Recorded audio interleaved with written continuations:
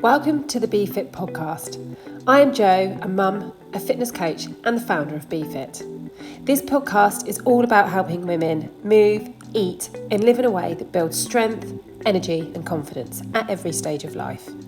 Join me each month for real conversations, simple tips and inspiration to help you feel strong, calm and completely yourself again. Hello and welcome to podcast 2 in the Strong and Confident podcast series. I'm Jo and today I'm going to be talking about rethinking fitness and why women don't need punishing workouts.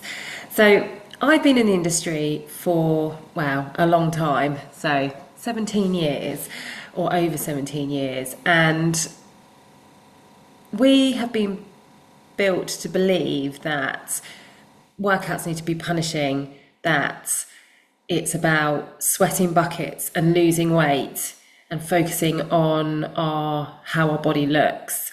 And what I want to do today is to reframe your mind around movement and exercise. So I know it's a huge barrier for women to start exercising because they feel intimidated that they're going to come into this environment where they're going to be surrounded by people that are hardcore workout people and they're going to feel uncomfortable in that environment.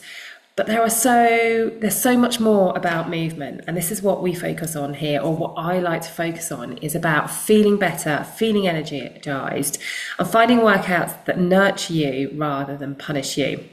That doesn't mean that you're not going to work hard, or you shouldn't work hard when you're working out, but it isn't about sweating buckets, hardcore HIIT workouts. It's about finding balance with exercise that works for your energies and for your routine. And that might change from week to week. As we work through our menstrual cycle, we have different energy levels throughout that cycle as our hormones change throughout that cycle.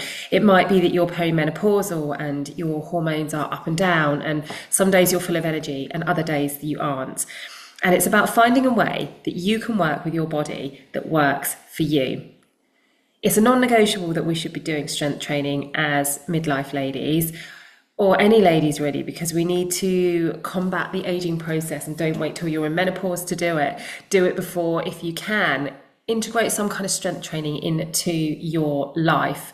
And that doesn't mean that you have to go into a gym, pick up heavy barbells and be doing that kind of training. There are so many more ways to strength train. We can use resistance bands, body weight, dumbbells. We can work out at home. We can go to a gym if that's what we want to do. There's so many different ways that we can work out now. There's so many great online coaches, and we can train from our living room with a simple set of dumbbells, maybe a kettlebell and some resistance bands.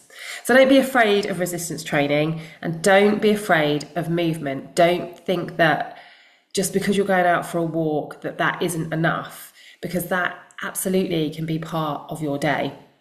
But we do need to get our heart rate up, and we do need to use our muscles, and that really is a non-negotiable as we come into old age. I always say, if we could package up the effects of exercise and put it in a pill, well, you will be a multimillionaire, because it hits so many benefits to your health and well-being as you age. It helps to decrease to decrease the impact of bone density, the loss of muscle mass. It helps to reduce those risks of trips, slips and falls, which we know in old age is often a catalyst for ill health. We take a slip, a trip and a fall and just don't recover as we get older like we did when we were younger. So I want to just, the myth about the gym and exercise being about shrinking our cells, about burning calories, I want you to just set that aside. And when you think about exercise, I want you to think about how it's going to benefit you for your energy, for your mental well-being, and really focus on that. And that being the driving force for getting you moving. If you could move for say 15, 20, 30 minutes a day, and you would feel energized, you would feel better mentally, your clarity would be better, your thinking would be better, you'd be able to communicate with people better. Would that not be an amazing thing? So rather than focusing on the scales and going to the gym and getting on the scales and thinking, well, I've not lost weight, and focusing on that and then you stopping because you don't see those that weight on the scales coming down, focus on how you feel. And if you get consistent and you train with a coach that can give you progression, that can help you on your journey, then yes, we can help you with your weight loss. And that absolutely is a thing with exercise, but I don't want it to be your driver, and I don't want it to be your barrier either. I'll start tomorrow, I'll start my weight loss journey tomorrow. Tomorrow quite often never comes. Focus on wanting more energy, focus on wanting to sleep better. It helps you make better food choices when we're moving. We know that, it's a fact. When you've been moving and you've been exercising, you're much more likely to make better food choices. So let's rethink women's fitness.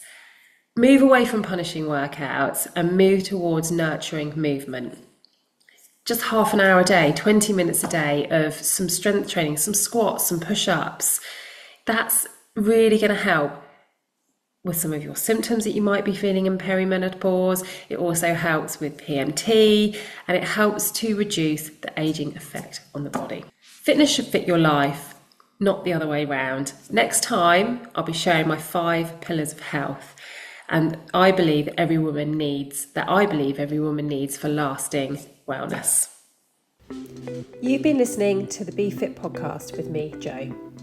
If you love this chat, hit follow, share it with another woman who needs a boost, and join our community over on Instagram at BeFit in Midlife. Until next time, stay strong, stay positive, and keep showing up for you.